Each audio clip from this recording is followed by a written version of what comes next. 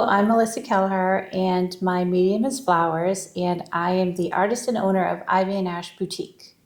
Can you talk about your work? Of course. So, a lot of people bring in preservation pieces for people that have lost somebody or they want a keepsake for the wedding. So, it's a happy, sad moment.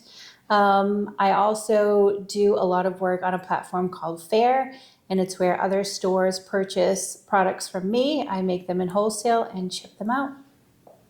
How would you describe your style? Natural, botanical, bohemian, floral, every day. Why do you choose nature as a medium of influence on you? I just think it's stunning, gorgeous. It's something that's all around us. And I like that you can use fresh flowers or dried flowers to make art.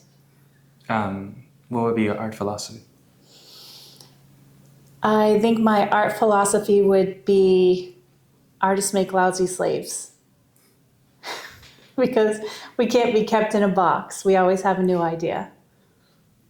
What would be your working process? Working process is getting the flowers, whether I grow them at home, someone brings them to me, or however they get to me, and I just work with what I have. Depending on the client, what they want is something that's their choice. I try and make it happen. If it's an order coming through, I already have the flowers here, and then I just move forward with the order. Do you try to express anything when doing them? I do. It depends. A lot of clients will just give me their flowers and tell me to do whatever I want with them. So I'm in contact with them until the process is finished. And then I send them a photo, and if they like it, then it goes into resin or a frame. Sometimes a lot of people, they don't know what they want, and so they leave it up to me. So that's always a nice gift because you could go with your heart and your feelings. Would you define your work as a commercial product or a piece of art? A piece of art. How would you differentiate something that's called art and a commodity? Art has feelings. So anything that is not mass-produced could be called art? I think it goes both ways. I think if it's a digital art that someone has made and then it gets manufactured and there's print after print, the original piece had a feeling. But I feel like an original piece is the one that is the best. Say if a factory can repeat your processes and can make thousands of what you make, in the customer point of view, how would it differ? It would differ because my hands didn't make it. Okay. So I feel like if it's an original piece, I used my hands. I made it. My name's on the piece. If it's manufactured, then it's just replicated and not an original. Like a print would be, where if someone changed something that you had created, that 10%, so they could call it their own. But they will profit more.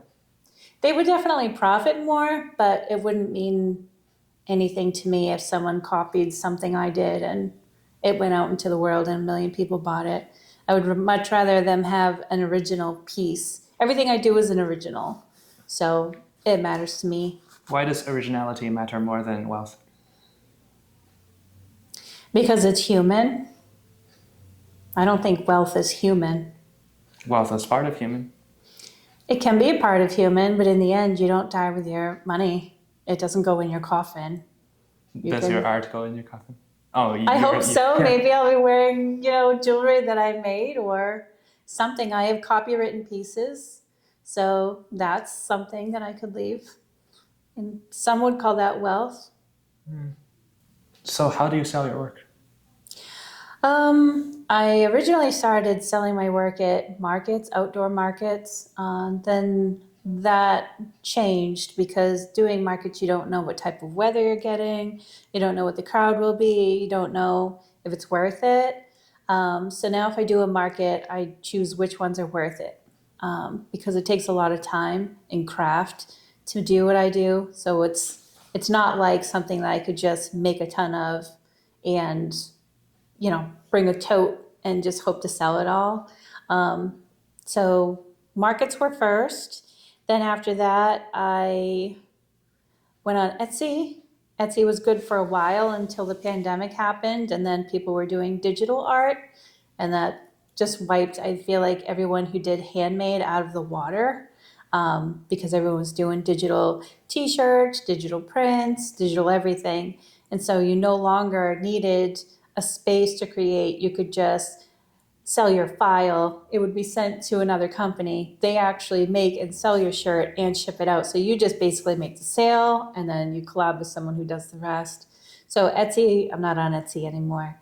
And then I switched to Fair, which was another handmade market. That's still a handmade market.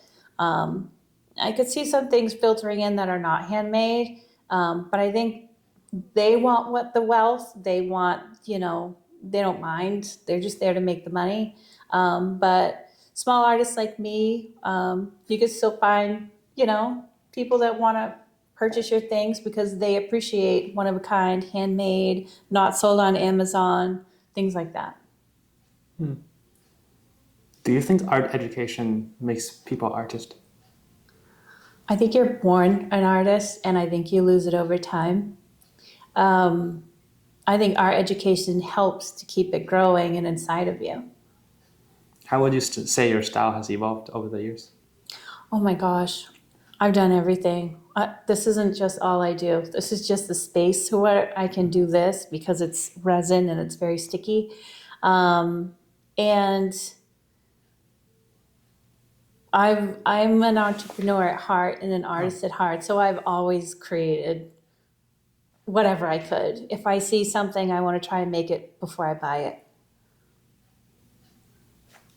Coming to something more technical, I sometimes use epoxy resin to make dioramas. Mm-hmm.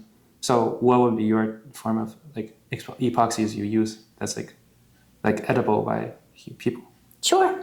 Well, I don't use anything that people like. I don't make utensils or anything, so people aren't like putting them in their mouths. I mean, you have a dish, right? I have a dish, yes, and that is a food grade resin. And I've tried multiple resins, but that's the one that I like right now. I think it's called Resin Pro, and I buy it by the gallon. But I guess I would say I wouldn't be thrilled about making like baby spoons out of resin or anything like that. I just don't think that's good. What's your opinion on like being the identity of a woman and being an artist? Well, I think it's huge. I think anyone and even animals can be artists. I mean, like I said, I think art's a feeling. But I think it's very important because everyone has a soul, and if that's where your soul gravitates to is art, it's good for anyone. Women, I think women scientifically are supposed to be more emotional, so maybe they put a little bit more emotion into their art. But I am not a man, so I really can't give you like a solid answer. Like, oh, I know for a woman myself, it's expression.